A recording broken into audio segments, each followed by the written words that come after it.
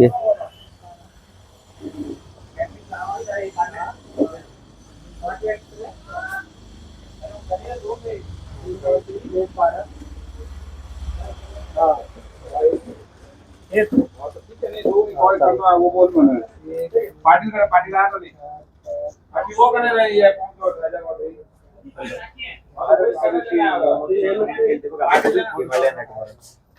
पाटिल लेना आइला कितना वायर रखा है यहाँ वहाँ सब.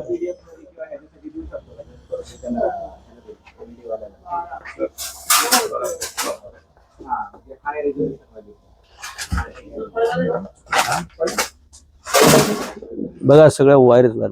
किती वायर ठेवल्यात? चप्पल लागेल. अच्छा चप्पल लागतं का? करंट लागतो?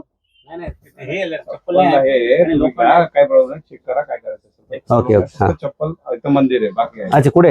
आत्ताच आहे आपल्या इथं. पुढे. बाकी तुम्ही करा काही. बर बर बर.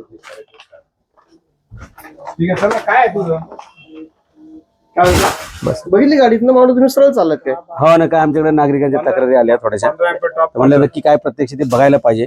उगाच मी कोणाची म्हणजे सांगीव माहितीवरती कधी जात नाही. प्रत्यक्ष पाहणी करत असतो. सगळे वायरच वायर ठेवलेले आहेत. कॉपर विपर ते इन्फ्लेमेबल आहे ना सगळं. पण फायरचं वगैरे काय इश्यू आला तर कसं करणार? फिरायला जागा कुठे? गाडी फिरायला जागा कुठे? हा हे बघ हे घे.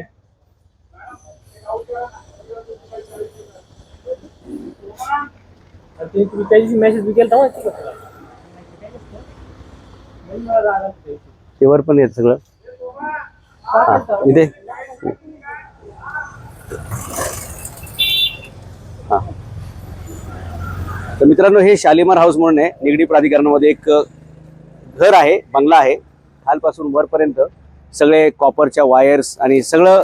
ज्याला आग लागली तर प्रचंड वेगाने ती आग पसरू शकते अशा प्रकारचा विषय आहे. आणि जर इथे काय आग लागली, चुकून दुर्घटना घडली तर अख्खं प्राधिकरण जळून खाक होऊ शकतं. एवढा मोठा ब्लास्ट होऊ शकतो, स्फोट होऊ शकतो. आगीच्या एवढ्या मोठ्या ज्वाळा होऊ शकतात. मला प्रश्न असा विचारायचा की फायर ब्रिगेड NOC देतात कसं? हा रेसिडेन्शियल प्लॉट आहे. याच्यामध्ये कमर्शियल काम कसं होऊ शकतं? आणि कमर्शियल काम ते पण असं की जर जिथे जर ब्लास्ट झाला, आग लागली तर अख्खं प्राधिकरण जळून खाक होईल. आणि जर काही लोकांचा जीव गेला, त्यात लोक मेली, तर प्रशासन त्यावेळी काय करणार आहे? जसं आपल्या रुपीनगर तळवडेला काही एका साध्या मेणबत्तीच्या फॅक्टरीमध्ये आग लागली आणि 7-8 महिला जळून खाक झाल्या. असं पुन्हा जर होणार असेल तर प्रशासन फायर ब्रिगेडवाले काम करतंय काय? धन्यवाद.